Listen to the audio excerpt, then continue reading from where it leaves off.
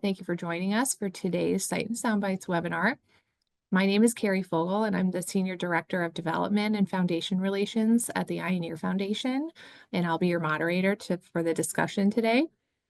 The Eye and Ear Foundation hosts these featured talks each month featuring different topics related to vision loss, hearing loss, head and neck cancers, sinus, allergy, balance disorders, and conditions of the voice. And so today will be a discussion featuring Dr. Noel Jabbour about ear reconstruction. Before I introduce Dr. Jabbour, I'll just do a couple of quick reminders that we won't use the chat function during today's webinar, but we would love for you to submit your questions in the Q&A box that you'll see at the bottom of your Zoom screen. Following the presentations, I'll be moderating the Q&A portion of the talk, and I encourage you to submit your questions at any time whenever they occur to you throughout the program, and I'll hold them till the end, and we'll make sure that we get to them time permitting. If there are any questions that are more personal in medical nature, we may not answer them live, but we will make sure that we get those questions over to our expert, Dr. Noel Jabbour, and his team, and we'll get back to you with an answer if it's something more personal in nature. So allow me to introduce our speaker, Dr. Jabbour. Dr. Jabbour is a board certified in complex pediatric otolaryngology and in otolaryngology head and neck surgery. In addition to his medical and surgical training, he holds a master's degree in medical education. And Dr. Jabbour is passionate about innovation to improve the process for training surgeons outside of the operating room setting, and he holds multiple patents for novel surgical simulators. Dr. Jabbour's clinical interests include microtia and aural atresia, cleft palate and submucous cleft palate repair, velopharyngeal dysfunction, if I said that correctly, and conductive hearing loss, as well as comprehensive pediatric otolaryngology care for cleft and non-cleft patients. He has published more than 70 scientific articles in the medical literature and numerous book chapters. And just a wonderful person. So thank you, Dr. Jabbour, for being here today and educating us about all the things that we're doing in the field of ear reconstruction. I'll hand it over to you. Thank you so much, Carrie. Thank you for the kind introduction. And I'm excited to share with you all one of the things I'm passionate about, which is developing solutions for children, but sometimes even adults that haven't yet taken care of this problem, that are born with a congenital auricular deformity. And it's something that most people don't even recognize is an issue, but this is a problem called microtia and aural atresia. Microtia just means little ear. Aural atresia refers to a lack of development of the ear canal and eardrum. And when we think about how did this happen, we're going to go through how these children perceive sound, how they're perceived in public, and what we can do to help them in these things. And when I describe this to my residents, and I explain to them that what do these three things have in common? And this is a hit television show that had a resurgence a few years ago, a song from the 90s by a band, and this CT scan of a patient with aural atresia. And the answer to this is arrested development. And these children with microtia and aural atresia have arrested development. We actually all start out life in the first trimester of pregnancy with a very similar appearance to our ears. And our ears continue to develop throughout that first trimester until we get the shape that we know and love to be the outer ear, or what we call the pinna. And most people can recognize all these nooks and crannies of the ear. Very few people in public need to ever know the names of all of these little peaks and valleys of the ear. But if they're missing, we start thinking something's wrong there. We're very attuned to seeing those things, even if we can't name them. But for our residents that are participating with me in ear reconstruction, it's really important to be able to know each one of these things and to be able to reconstruct every little facet of an ear to create an excellent reconstruction. So for patients with microtia and aural atresia, it is such a rare deformity. It's about 1 in 5 out of 10,000 live births. So to put that in context, it's about for every 10 patients with cleft lip or palate, you have one patient with microtia or aural atresia. So most parents have probably never met a patient with microtia or aural atresia until they meet their own child. And so when they come to see me, they really have these three things in mind. How did this happen? And really the background of that is, did I do something to cause this? Can my child hear? Will his ear grow, or can you do something to fix it? And so I want to frame this conversation around really those three questions that a parent might have as they bring their baby to see me in the clinic.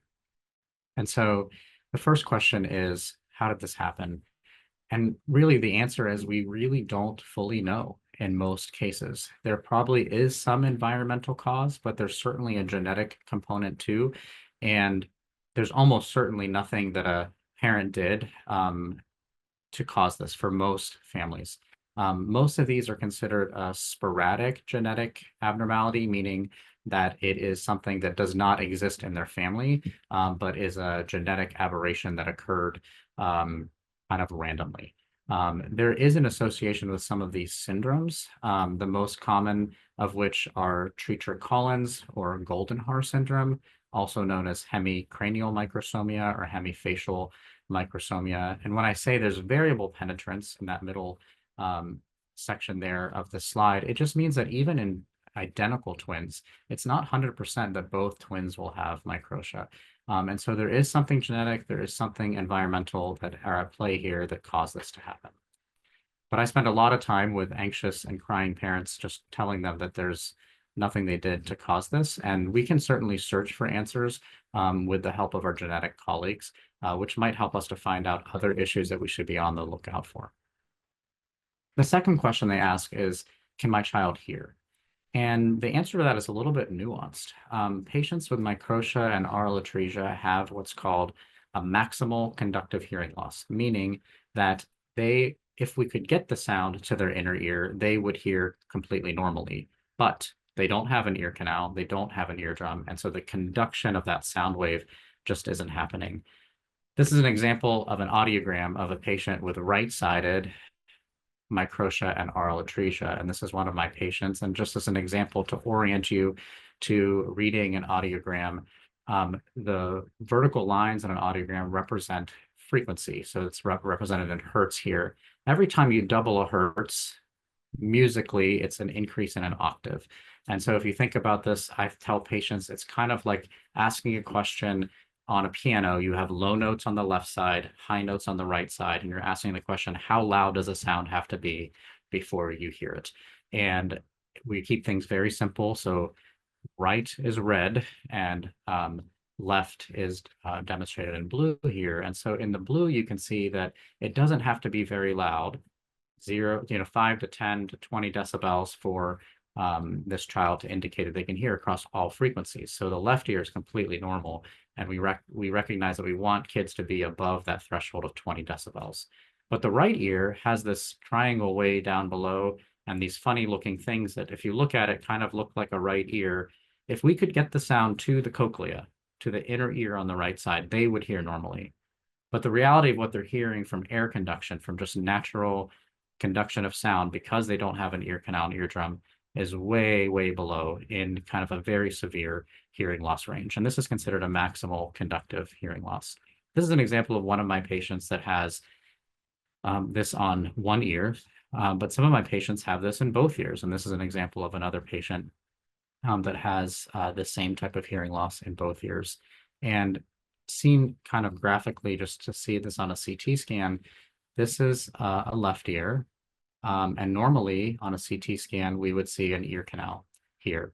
And this is the inner ear area here on the CT scan with the cochlea. So the sound waves should go through an ear canal. They should vibrate these little hearing bones, and that should get propagated to a fluid wave in the inner ear for hearing, but they are not able to have that. And so in some patients, we do have excellent anatomy, like this patient, where we could, once they're at least 5 years of age, drill this out, this area out, and create a tunnel of an ear canal, find these little hearing bones, and then place some grafting material there of skin grafts and lining tissue from muscle called fascia to create an eardrum. Now sound can get in there and vibrate these hearing bones, and they're able to hear. But some patients do not have great anatomy, either because their brain is hanging a little low and we can't really make a tunnel without creating trouble, and there's not enough space there around the low hanging temporal lobe of the brain, or their hearing bones may not even be connected to the inner ear. And so there's really not an opportunity. So what can we do for those children? And I explained to families that really to make an ear canal, you have to have really great anatomy. But the goal is really to get vibrations to the cochlea. And a great example of that for them to see is Beethoven. So this is a painting by Karl Schlosser, who actually was born just a few years after Beethoven died. And what's interesting about this is that he really captures a lot of Beethoven's personality in this, even though he never would have met Beethoven. A few things, obviously Beethoven was a little bit of a slob. There's papers everywhere in this office, as a lot of creatives don't keep their space very clean. Even under the piano, there might be a waste bin potentially, so that he would not have to travel far to get to the restroom. And there's, you look at what he's doing, and he's really trying to get his ear closer to the piano. Beethoven did not have microtia or aural atresia, but Beethoven did have a really significant hearing loss, especially towards the end of his life. And a lot of this was conductive. So I tell families this is a very similar aspect to the type of hearing loss that your child has, is that Beethoven had a very similar degree of conductive hearing loss. And Beethoven's solution was to either physically bite his soundboard or bite a piece of metal attached to the soundboard. Because if he could get his skull to vibrate, he could get the inner ear, the cochlea, to vibrate, and that is perceived as sound. Most of us don't have any experience with that, except that maybe if you've had a tuning fork and you hit it on your elbow and you put it on your forehead, you can hear it as sound. Or there are now these bone conduction headphones that are sold. Price points are actually very low, in the $50 to $100 range, that are really initially marketed to bikers to be able to keep their ears open so that they can still hear their tunes while they're biking and still also hear traffic. But the bottom line is, if you can vibrate the skull, you vibrate the cochlea, you can hear that as sound. And so that's the goal here. If we can't make an ear canal or choose not to, is how do we vibrate the inner ear? And fortunately, there are a few ways of doing that. Traditionally, the initial way of doing that is with a bone conduction hearing device. And this is just an example of two types of those devices that were designed by a company called Cochlear. There's other companies that make this device, but essentially it is a dental implant that is screwed into the skull under the skin, and the skin, it pops out through the skin. So now you have a button just behind and above your ear on which this device can be attached. That device is like a hearing aid, but instead of producing sound, it produces vibration. So it has a microphone, a sound processor, and a vibratory mechanism. That vibration vibrates the skull, which then vibrates the cochlea in a specific way that you hear that as sound, not just feel it as vibration. To try to avoid the skin issues that occurred with these things going through the skin, they developed a magnetic version of this. So the same thing on the outside, but it vibrates the magnet. There's a opposite polarity magnet that's implanted on the inside, and that's perceived as sound again. The challenge with these devices is that just if you've been to any other event where you have a microphone and a speaker, you get feedback. And so the microphone and the speaker are really close together. And so in the last several years, really technology has improved significantly so that the sound processor can be worn on the outside. And then the vibration is occurring really a few centimeters away on the inside. So microphone on the outside, vibrating mechanism is now on the inside. This is Cochlear's device on the left side. Another company called Medel makes a similar device called the Bone Bridge on the inside. Same thing, the microphone and speaker are separated so you can turn up the volume and hear better. And this is one of my patients with aural atresia who has this device made by Cochlear called an Osia, O-S-I-A. And this is her hearing difference between what she is able to hear if we could just perfectly stimulate the inner ear. And this is her hearing naturally. But with an aided ossia on the right side, which is AR here, she's able to hear very close to normal in the speech range. Not completely normal, but very close to normal.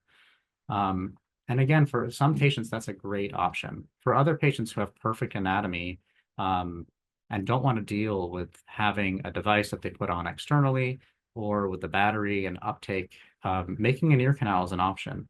And this is kind of like part surgery, part archaeology in the sense that we know that these hearing bones are in there somewhere and we have to find them.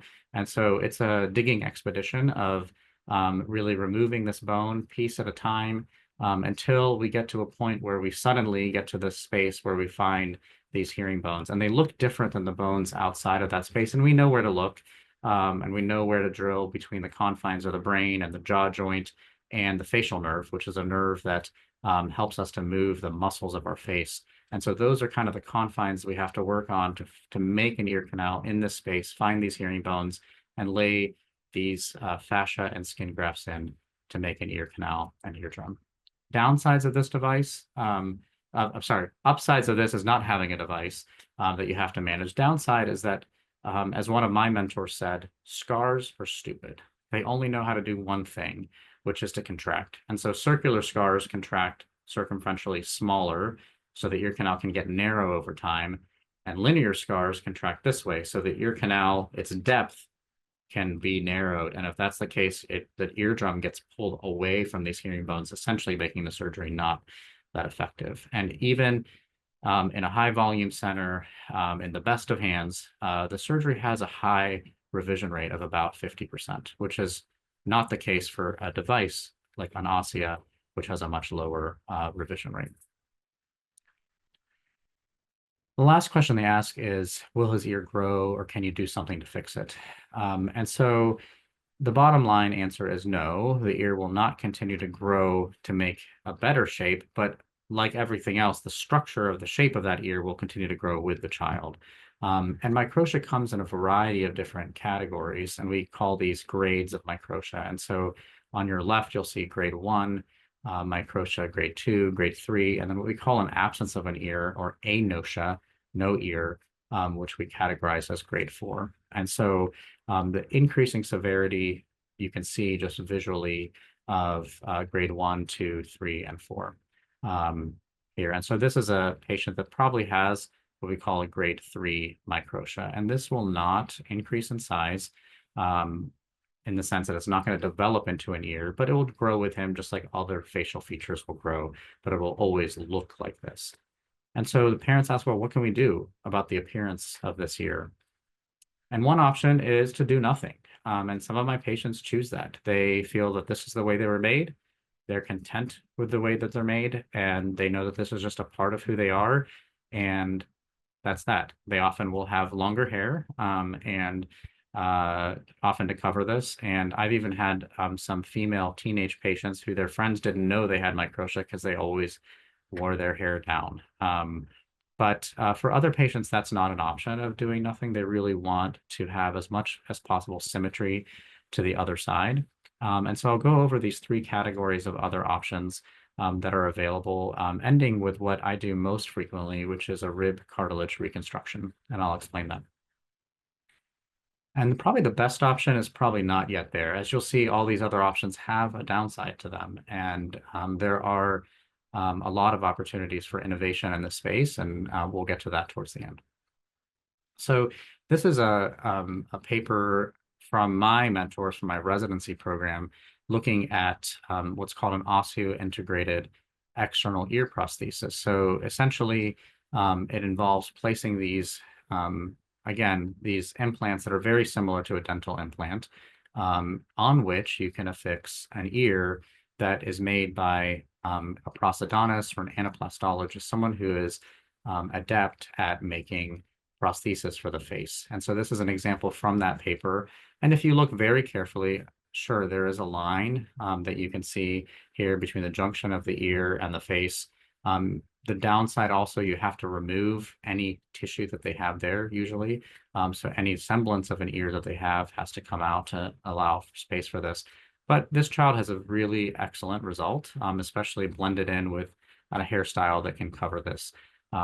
It doesn't change skin color with different seasons. So sometimes you'll need a summer and a winter ear just to account for some tanning changes. And like any other prosthetic, there is wear and tear. And worst case for a child, an inopportune falling off or losing of the prosthesis can be a dramatic event for the child. Another option is something called porous polyethylene, and it was developed a few decades ago by a plastic surgeon whose name is John Reinisch in California. And initially, this started out of just simply carving out of a piece of a block of this porous polyethylene something that looked like an ear, and then finally developed into really a structure that you put together from two pieces, which is the first piece is this piece and the other piece is this piece, and they're essentially welded together by heat to create a construct that you want that matches the other ear. They're covered in lining tissue of muscle and in skin grafts, and this is just some examples from his own website, looking at some of his best results in this area, and they're really quite good.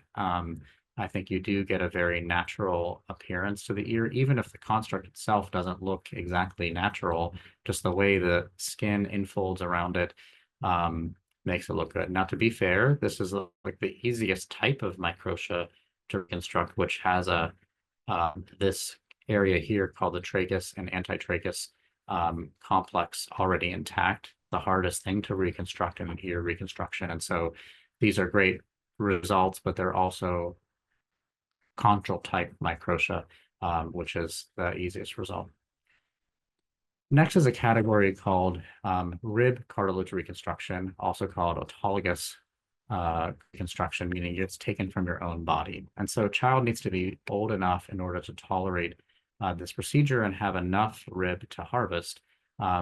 This was initially described a long time ago by several different surgeons, but more recently in the US, kind of a resurgence of this technique was popularized by a surgeon named Bert Brent, who described taking the portions of cartilage from the 6th and 7th rib to create a base frame for the ear, followed by a strip of the 8th cartilage to create kind of the curvature of the helix. And so that's the procedure I was trained to do, is a Brent technique ear cartilage reconstruction. It's what we did in our residency program at the University of Minnesota. It's what I did in my fellowship program at Vanderbilt, and what I brought here when I came to Pittsburgh. And this is one of my first patients, and actually an older patient who had lived her whole life in childhood and into early adulthood with microtia, and finally was just like, I would just like this fixed. I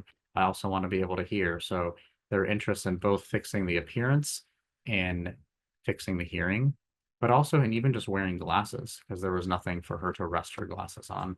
And so this surgery starts with creating a template of the other ear on which you can kind of draw where you would like this ear to go. So it's at the right angle and at the right position. You want to, as much as possible, avoid a hair-bearing skin so they don't have a hairy ear. And then it's a carving, kind of arts and crafts. So this is an example of the 6th and 7th rib as the base frame, pieces of other ribs that are made to look like this other structure, which we call the antihelix, the 8th rib, which is curved and attached with sutures to create the helix. And so we have all these named structures of an ear that we know and recognize visually, of a helix and antihelix, all these valleys that we know. This is called the scaphoid fossa, the fossa triangularis, the concha cemba, the cavum concha, the tragus, the intertragal knot. I mean, all these things you have to carve and then implant under the skin. And this is after one surgery. We have not yet rotated the earlobe, and that comes next. But this is after one surgery, and we allow time for the ear to kind of, the skin to heal around this construct. And this is an example of the skin healing around the cartilage right before we rotate with some incisions called a Z-plasty to rotate this bump backwards to create what's called the earlobe from what was the area where it was close to the tragus. So this is an example after just 2 surgeries now. And but so now this patient has a really, I think, a decent looking ear, so that out in public it looks like she has an ear. And I think most people would not ask about her ear if she was standing in line at a grocery store, if she's having coffee with a friend. But this ear yet cannot hear yet, and it doesn't have space behind it to hold glasses. And so avert your eyes if you do not want to see some surgical pictures, but we need to elevate that ear forward and create space for a hearing device. And then this skin gets advanced here, and the back of the ear gets skin grafts on it so that we can cover that ear with skin. And so now there's a space behind the ear and an ear that looks relatively similar to her other side, angled at the right angle for the other side, and again, recognizable from the front to have all the nooks and crannies that an ear should have. So that involves at least 3 surgeries, and then sometimes even a deepening of the area behind the tragus to create an ear canal. So that would be a 4th surgery.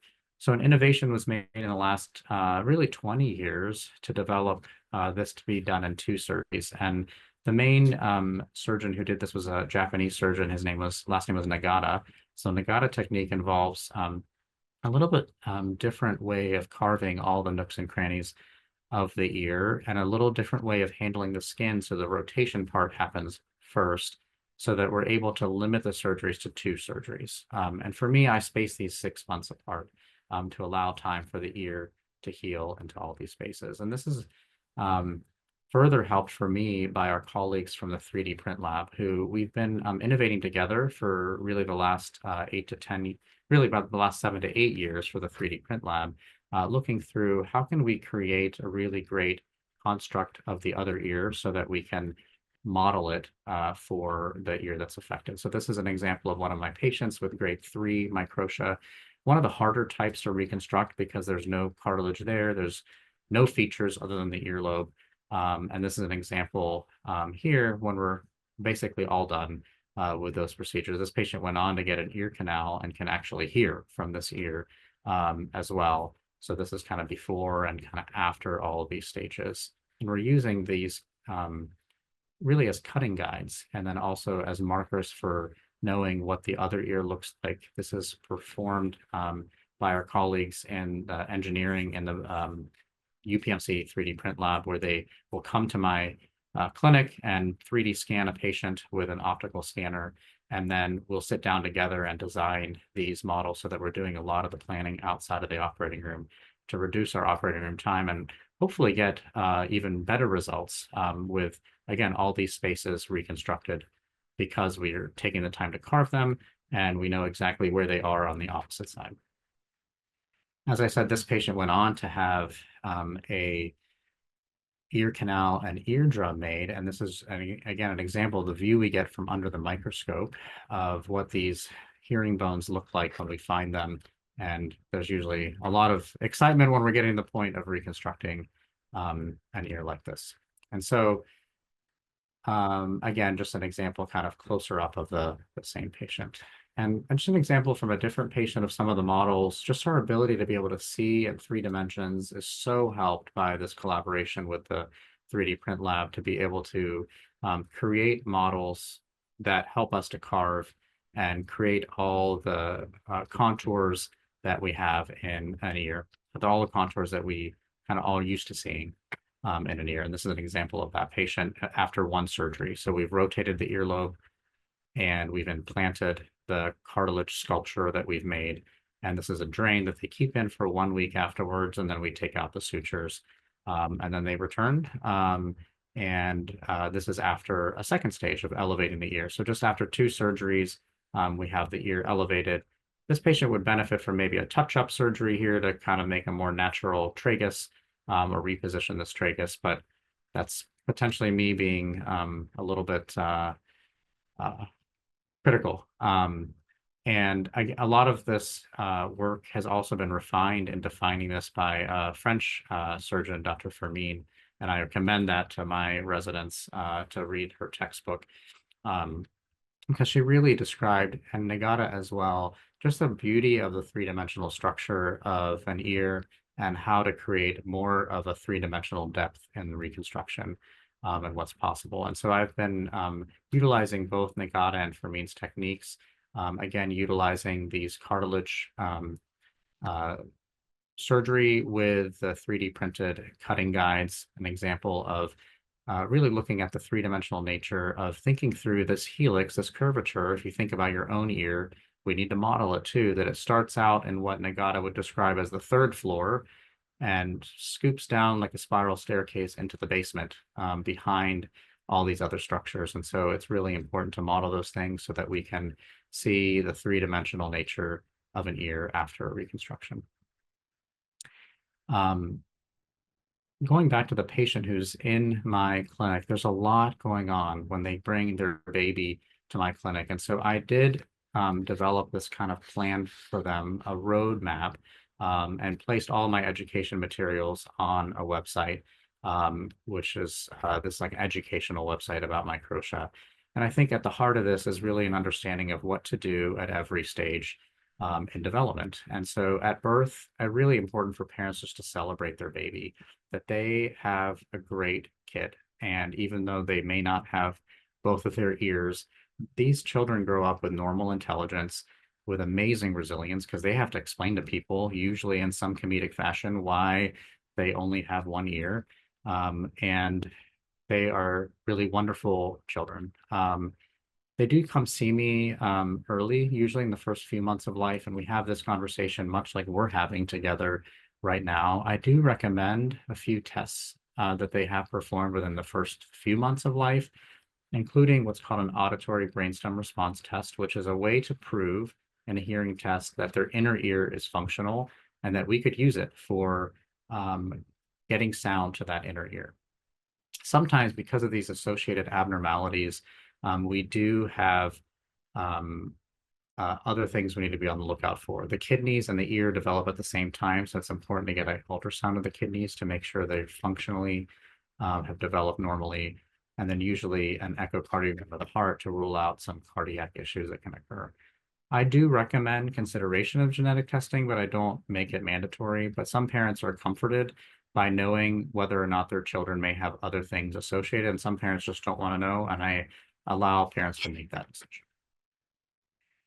The Baha that we talked about being surgically implanted can actually just be worn on a headband around the head, and that's the only thing that's approved for children under 5 years of age, is wearing those bone-anchored hearing devices on a headband. And so that helps them to be able to hear, certainly if they have both sides affected, but it also is helpful if even you have one side affected, because it stimulates the inner ear function on the ear that's affected so that they can develop their brain development symmetrically, very similar to being able to see out of both eyes. It's important that we train ourselves to hear out of both ears.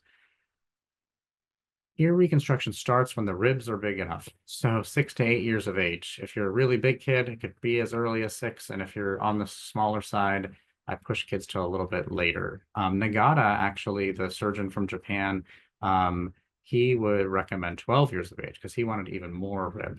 But I think we've developed ways to minimize that and to get it as early as possible.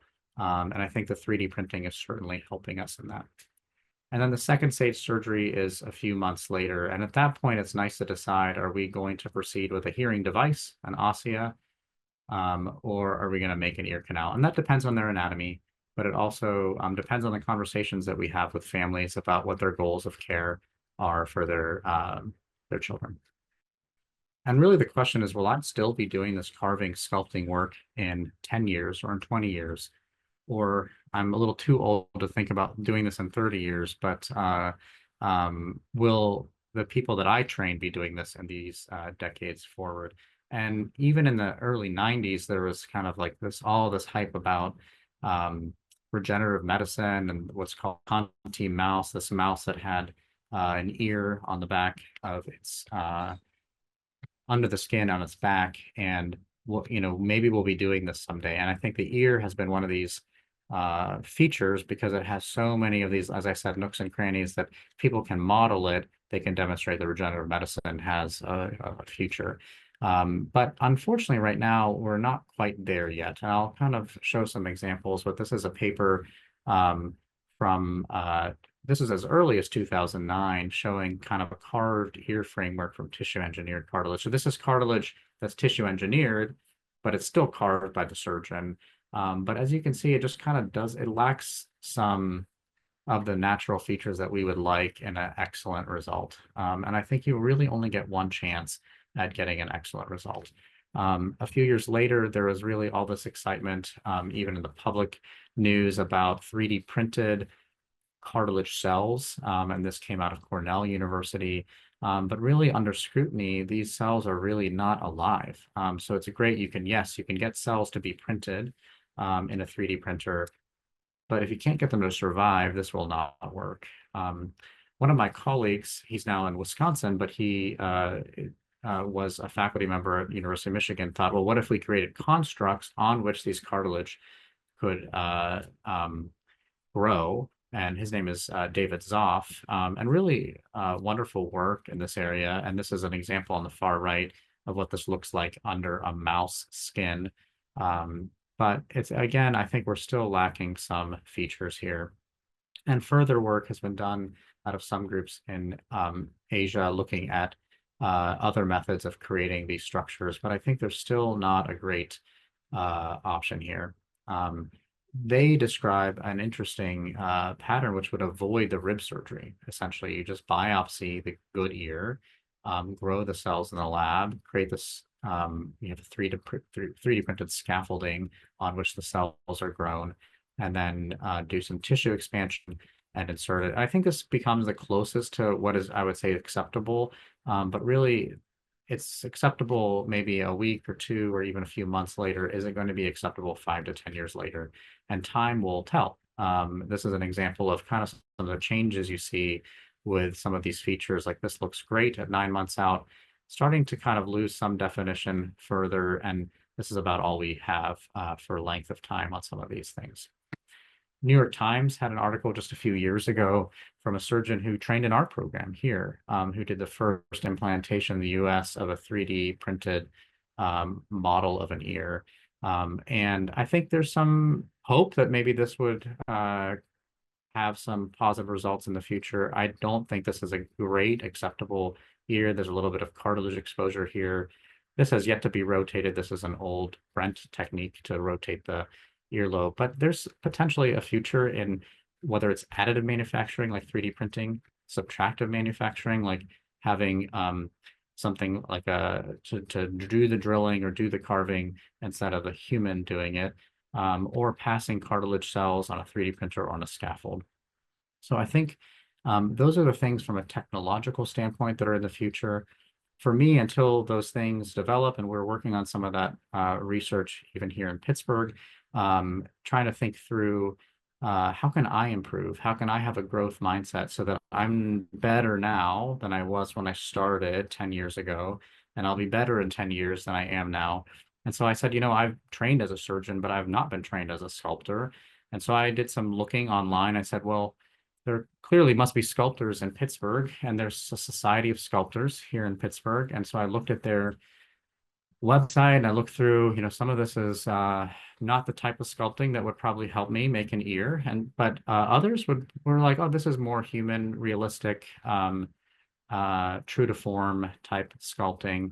And one of these that really stuck out when I looked at this website was Susan Wagner. And Susan Wagner has made like figurative sculptures, and a lot of these figures you may recognize. And if you're a Pittsburgher, so like the Children at the Zoo sculpture, I've sat on this bench in front of the Cathedral of Learning with Dr. Thomas Starzl's sculpture on this bench, Willie Starzl's sculpture in front of PNC Field, which was erected right before PNC opened. And then, of course, the Roberto Clemente sculpture in front of PNC. And as I look at these sculptures, like they've got good ears, like not bad sculpting these ears. I probably could learn from Susan. So I actually reached out to her, and she kindly, explained my story, explained that I make ears, I sculpt them out of cartilage, and would she be willing to help me? And can I have her be my mentor in sculpting ears? And so she invited me over to her studio, which is in her home. And we spent some time sculpting ears together and really understanding her perspective of how she sees an ear. And we did this prior to some of my surgeries that I had upcoming. So I actually brought the patient's good ear in a mirrored picture. And we spent some time sculpting together and learned a lot from Susan, and very grateful for her. She refused to be paid anything for this. She just did it out of the kindness of her heart and feeling that she was very much helping the children of Pittsburgh to be able to do this. So I'm very thankful for her.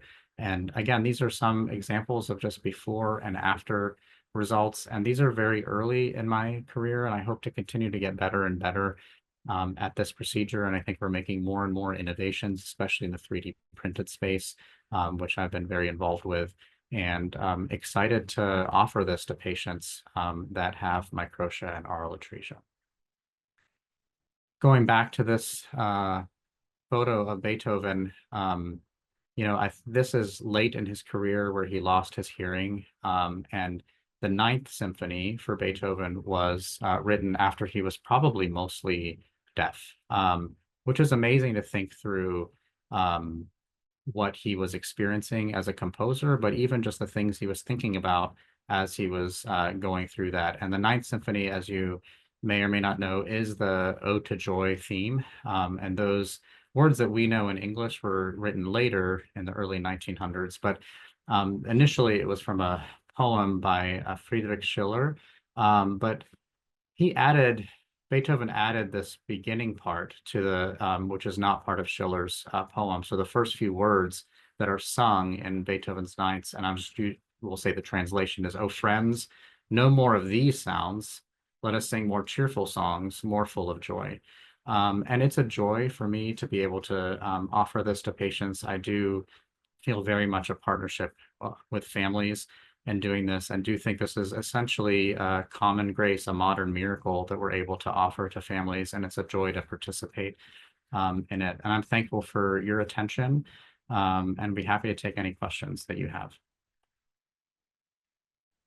Thank you so much, Dr. Jabbour. That was a really thorough explanation of a condition that many of us, myself included, really knew nothing about, and something that I can imagine that parents would feel very a little bit fearful of, and unsure about, like, the treatment process. But we're so lucky in Pittsburgh to have experts like you and your team who kind of have seen this before, are dedicated to making advancements in this field. And so I just speak for all of us, I think, when I say we're really lucky to have you on our team in Pittsburgh. So I'll get to some of the questions that we have submitted through the Q&A, but we do have a little time, so you feel free to ask more.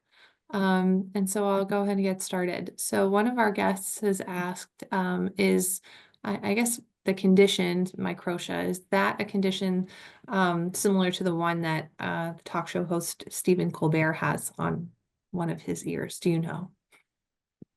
That's interesting. I'll have to look up what Stephen Colbert has. I mean, I don't recall exactly what Stephen Colbert has, but we can do a real-time search here. Why not? Yeah, so it's interesting because looking at Stephen Colbert's ear, he does have some auricular anomalies, especially in it looks like his right ear. This is a spectrum. No two ears are completely normal, including the two ears on the same person. And so it's interesting to think about, at one point we draw a line in our minds and say that's normal and that's abnormal. And it's hard to know where that line is drawn. I think most people would probably look at Stephen Colbert's ear and say that actually we're within the realm of normal, even though he has a little bit of what looks like that ear sticks out a little bit and is lacking some of the normal contours of this curvature called the helix. And so that's also correctable with much simpler surgery, with a surgery that doesn't involve adding any cartilage. It just involves making an incision behind the ear, and just throwing actually a couple sutures to kind of hold the ear in the proper position, sometimes rearranging the cartilage that's there. So, but it's all on the spectrum of some problem with the development of the normal structure of the ear. It's just the most mild form of what we would then call, once it gets severe enough, microtia. Thank you. Mhm. So someone has asked if microtia or an aural atresia are something that is always like a birth diagnosis, or if this is something that can be spotted at like an anatomy scan. That way parents kind of go into it a little bit more prepared and know what like a Yeah. treatment pathway would look like. That's a great question. I don't think the ears are often reviewed on an anatomy scan. I bet that they could probably be seen, but maybe not definitively that well, because it's hard. A lot of the spaces that we're talking about are potential spaces. So if you're kind of smashed up against, the uterus wall, you may not see that. But I do think that maybe especially with like 3D ultrasounds and things like that, this could probably be spotted. It's just not a standard that it is. It's usually only discovered after birth. And kind of along the similar lines, if someone kind of for whatever reason went ahead and got like full genetic testing done prior to birth, are there any like syndromes that wouldn't kind of ring any bells that this may be an issue at birth, or is it still Sure. kind of Yeah, I think the most common syndrome that people probably know is Treacher-Collins. And Treacher-Collins is a um, syndrome that would affect both ears, and is probably something that I think people would recognize if you even just Googled Treacher-Collins. You would recognize the typical craniofacial features of Treacher-Collins. And those patients most often have microtia and sometimes also have aural atresia. thank you. It's interesting. Just from a parent's perspective. Sure. Yeah. Can you talk about like the pros and cons that you weigh with families when you're deciding the path of treatment that's best for the child, of MedPOR versus rib cartilage surgery? Kind of how do you walk that pathway with them? That's a great question. I didn't go into the details of MedPOR.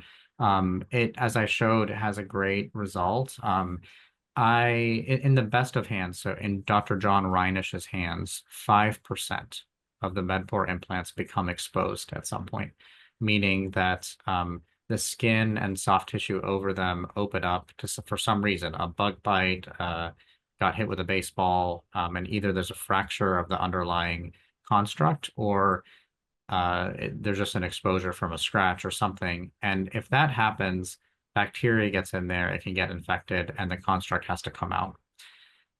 The rescue for ear reconstruction is the flap that is used for the primary surgery for MedPOR, and it's called a temporoparietal flap. It's a flap of lining tissue of muscle in this region, and it gets folded over to cover the ear, and skin grafts placed on that. So for me, it's hard for me to tell a family the person who invented the surgery has a 1 in 20 chance of this coming out, or having to do something to rescue it. When, if any of those things happen to a cartilage construct, the body is amazing and it would heal itself, for the most part, or need a very minor surgery to fix it. And if, God forbid, it did go south and we had to do something else, I think the MedPOR is a great rescue because you still have that tissue that you can use.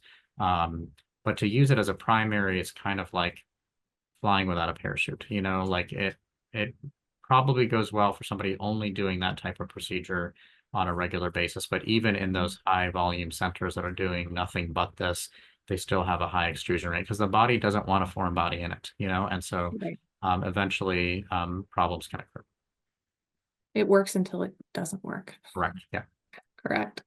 Um, So you kind of mentioned we have other questions talking about just like the long-term effects of all the different options for patients. And it does sound like, using parts of one's own body is really the way to go. And it's a longer term solution that, won't cause so many issues down the line. Moving over to a little bit about you and your team and just all of the physicians and surgeons like you. How widespread is this type of surgical ability? Is this something that's done at in, smaller hospitals across the United States? Is it done primarily like at research, academic medical centers? And are you part of like a cohort that you get together at conferences and you talk all about Sure. this? Yeah. Yeah. So that's a great question.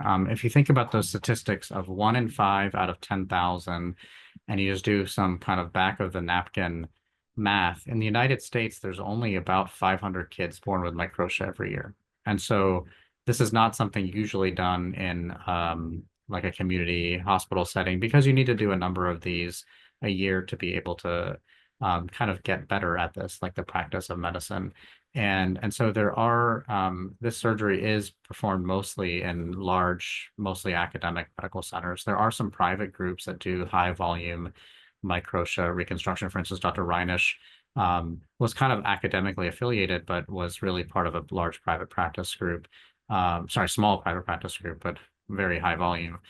There's another private group in Texas that does a lot of these because genetically there's a higher incidence in Hispanic populations, specifically Mayan background, Hispanic populations, and certain Asian populations. And so we do see a predominance of, like, if you look at the incidence across the United States, West Coast and like the South, especially in Texas, having a higher incidence just because of their population centers of those two kind of genetic populations. And so a lot of my colleagues, we do get together at meetings and discuss this. We actually have a WhatsApp group to kind of go over difficult questions or cases that somebody posts at least once or twice a week, some questions about, because again, there's only 500 children a year born with this, so there aren't that many people doing this surgery. Wonderful, thank you. Is this something, I know you're also the head of the department's residency program. Is this something that you make sure that the residents are getting exposure to, so that if they did want to kind of go and pursue this beyond their residency, that's something that you teach? Yes, absolutely. So this is a team surgery. So if you think about it, this patient, even just for their first surgery, has we have to harvest the rib. They have an incision in the rib. We have to rotate tissues, soft tissues around this area. We have to do the sculpting. My fellows and residents are involved in those things. I oversee like all of it and do the critical parts of the procedure. But residents and our fellows, so fellowship is after the 5 years of residency. They're doing 1 year of additional training, are involved in this. And I have had some fellows continue on and do microtia reconstruction afterwards. But again, it's such a rare disease process that I've trained a lot of fellows, and one of them or actually two of them do microtia reconstruction, and I've trained probably 30 plus fellows. So it's not that common that they would continue in that. But if they're in an area where there's a need and they know how to do it because they've done these surgeries with me, it's a perfect opportunity for them. Last question. Are there possibilities or options for physicians? We've mentioned how this isn't done in many rural hospitals. You kind of have to come to a larger medical center to be able to practice this and to receive this care.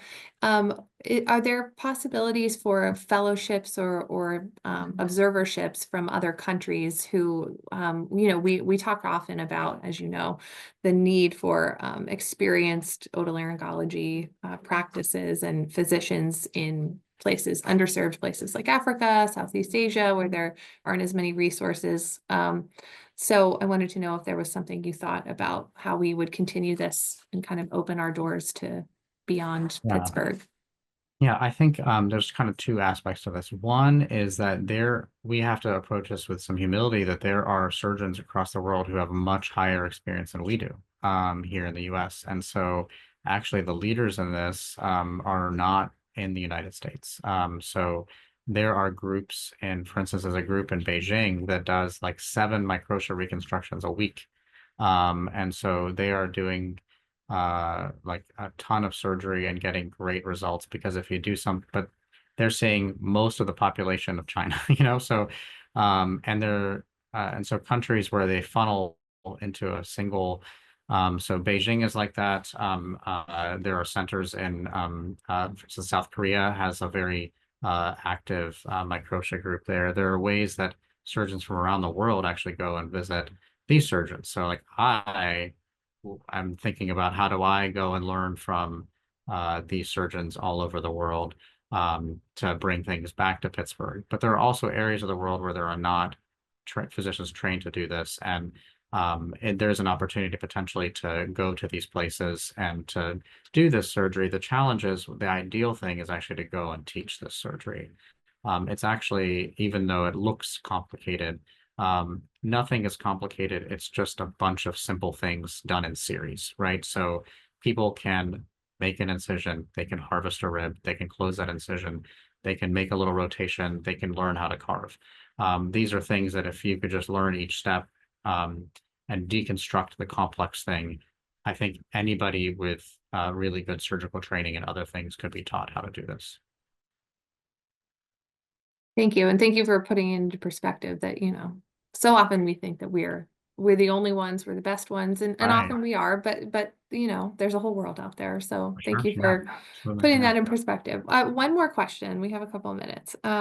Someone says, "Thank you for an amazing presentation. Have you noticed if there is a possibility of any vestibular or speech complications that occur with a patient post-surgery?" Yeah, that's a great question. From a vestibular standpoint, I'm not sure that it's been well studied. There's kind of actually two aspects of there. The speech aspect of this is that I tell parents, and I didn't go into all of this, but microtia is usually not the only thing affected on their face. Almost every patient has some degree of hemifacial microsomia. They have some degree, if you looked at their face and drew a straight line and did a mirror image, that jaw is shorter, that side of the face is shorter. Interestingly, if you look in their mouth and their palates, almost all of them have, not all, but maybe 70% have what's called hemipalatal paresis. So they actually have one side of the palate that's paralyzed compared to the other side. And so they all have a degree of velopharyngeal dysfunction. So all have a degree of air that can leak out their nose. Usually it's subtle enough that they don't need to have a palate surgery to fix it, but I have had patients with microtia, and I do palate surgeries too, that have needed to have a palatoplasty too to improve their speech. Interestingly, most patients have one-sided microtia, and so they're able to make speech and language gains with just one ear, even if they decided to do nothing. But they struggle in a classroom setting because the classrooms are very noisy environments, and it's very important to be able to hear both the signal to noise ratio, but also to be able to hear from both sides in classroom setting. It's also the initial devices that just vibrated, not the ossia, but the original devices did not have good sound localization, but the ossia actually, and the ear canal surgery, both improve sound localization. And so even just the safety aspect of knowing where that bus is coming from when you're trying to cross the street is an important aspect that we discuss with families too. Thank you so much. That was a really comprehensive overview of all the work you're doing in ear reconstruction. So I think we'll go ahead and end the webinar now. If So much. anyone has further questions, I'll encourage you to email our host, Craig Smith, who the invitation for the webinar has come from, and I can make sure that Dr. Jabbour receives them. But aside from that, I want to wish everyone a happy Wednesday. Have a great rest of your day. And thank you, Dr. Jabbour, so much for being with us. My pleasure. Thanks for your interest and thanks for the invitation.